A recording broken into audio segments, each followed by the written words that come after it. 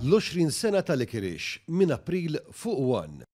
Sa tmiem il-ġimgħa d-dieħla jiġifieri sa 16 ta' Marzu se jitqasmu 4 pagamenti lil 63,000 familja u li jkopru x-xhur ta' bejn Marzu u Ġunju. Dawn il-pagamenti huma ta' Children's Allowance dak għal tfal b'diżabilità, il-Fostering Allowance u l-pagament supplementari. Permezz tagħhom il-Gvern se jkun qassam mal-40 miljun euro oħra fil-bwiet tal-familji Maltin Mawċin sal-ewwel 6 xhur ta' din is-sena.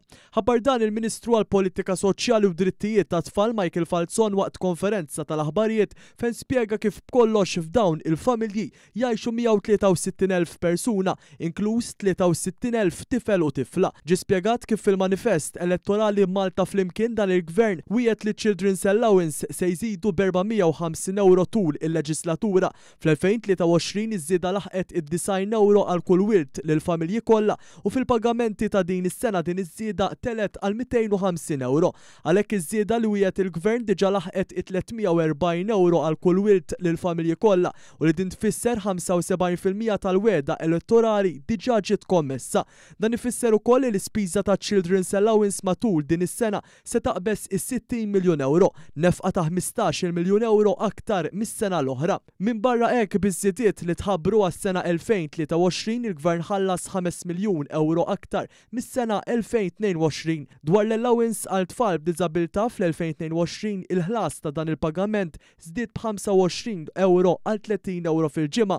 Dan il-pagament jitqassam lil ġenituri li għandhom tfal b'diżabilità flimkien mal-pagament ta' Children's Allowance. Fil-konferenza ġie spjegat ukoll kif mill-pagament tal-Foster Care Allowance din is-sena qed jibbenefikaw 185 familja. Sa dan it-tant l-allowance supplementari jitħallas lil dawk il-familji li dħul tagħhom ma jkunx jeċċedi ċertu threshold u dan biex il-Gvern jibqa' jsostni lill-familji. Minkejja li titħallas din l-allowance il-Gvern xorta ddeċieda li jintervjeni u s-sena l-oħra ddaħħal il-benefiċċju għall-għoli tal-ħajja u kompla jsaħħu għal din is-sena. Fejn b'kollox dan il-benefiċċju rċevewh ma' 96,000 familja da biex il-Gvern jibqa' jassigura dħul b'saħħtu lill-familji u fl-istess ħin tiġi prattikata l-ġustizzja soċjali. Il-Ministru Michael Falzon ħabbar ukoll riżultati pożittivi li kiseb il-Ministeru tiegħu. Sal-aħħar ta' frar diġà konna wettaqna 71% tal-miżuri tal-budget ta' din is-sena ovvjament u diġà wettaqna wkoll aktar minn 58% f'inqas minn sentej effettivament mill-proposti tal-manifest elettorali. Gvern li wettaq dak li wieħed, gvern li anke jmur oltre biex ngħinu lil kulħadd fis-soċjetà tagħna, imma naħseb li għandna dover u dak id-dover nibqgħu nagħmluh li ngħinu l-aktar dawk li għandhom bżonn l-akbar daqqatit.